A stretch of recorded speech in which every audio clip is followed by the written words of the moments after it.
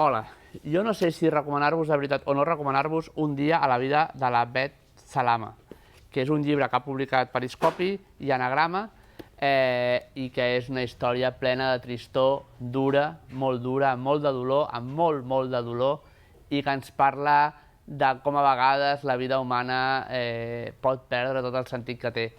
Arrel d'un incident, un autobús té un accident i moren molts nens i un és el fill de la Beth. Ens explica la realitat d'una gent que viu en unes condicions molt dures. I tot i que es diu Un dia en la vida de la Beth, no és un dia, tira molt enrere amb molts personatges, hi ha un ventall molt gran, jo m'he perdut moltes vegades de qui està parlant, però l'impressionant és que et va centrant en tota aquesta vida d'aquesta gent.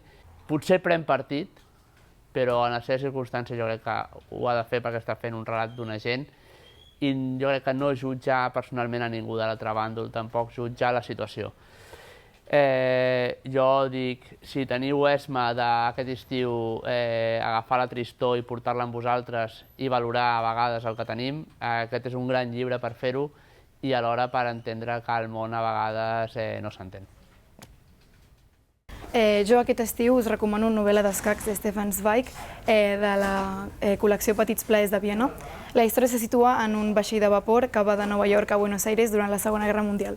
A dins s'hi troba el campió mundial dels escacs, que desafia els passatgers a jugar contra ell sense acabar perdent, fins que arriba un home, que és el senyor misteriós B, que acaba empatant amb ell.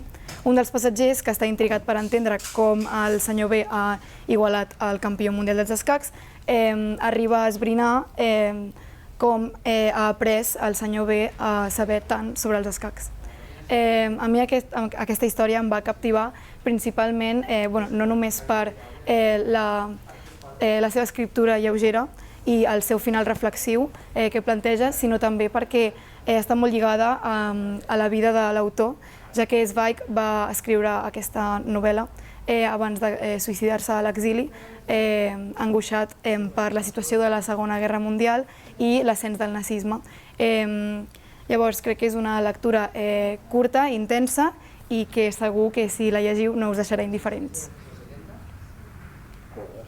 Bé, jo per aquest estiu us porto una recomanació d'una reedició. No és un llibre nou, però és un llibre que sempre funciona. És de Fanny Flagg, és Tomates verdes fritos en el cafè de Whistle Stop. Potser n'heu sentit a parlar, heu vist la pel·lícula, no sé.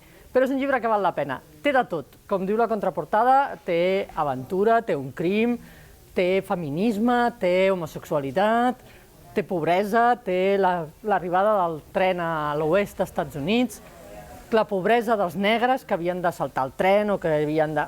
Hi ha de tot. Està ambientada als anys 30, al sud dels Estats Units, i és la història, com diu el títol, d'un cafè en una parada de tren.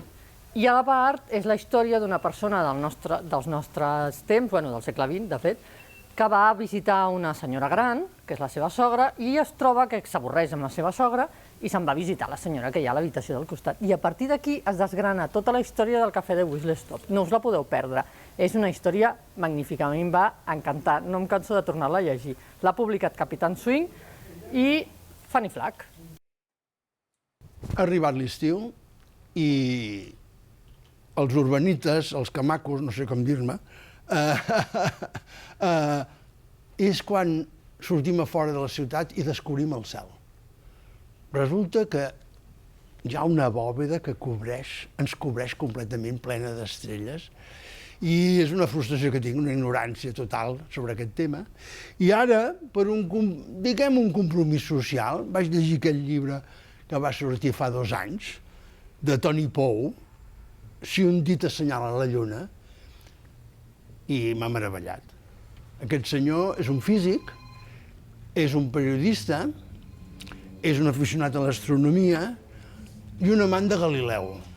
I de tot això em fa una barreja apassionant, explicant les seves experiències personals i explicant Galileu a partir d'una frase que Calvino va dir, que el millor prosista en llengua italiana era Galileo Galilei.